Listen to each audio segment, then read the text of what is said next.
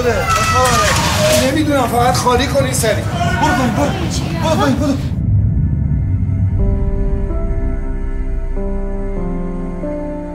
من و خانمم که از اینجا اسباب کشی کردیم رفتیم توی خونه‌ای که باحال اینجا.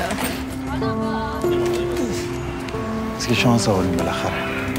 ببین سر راه از سوپرمارکت‌های باز بود یه چیز برای صبحونه بگی، هیچی نداریم تو. قربونت برم.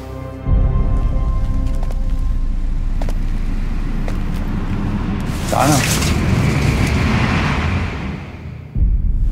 چی شدی تو؟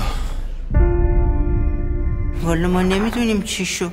یه مرتبه دیدیم از بالا صدای داد و جیغ اومد. رنا جون اون آپارتمان تو در همسایه و محل تابلوه بابک جون.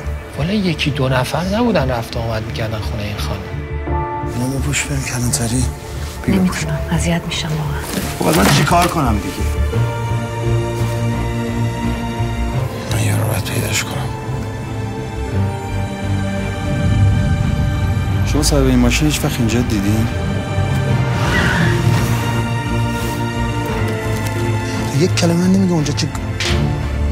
تو چرا همچی میکنی امشب؟ داری انتقام میگیری ازش. خودم میدونم دارم چی کار میکنم.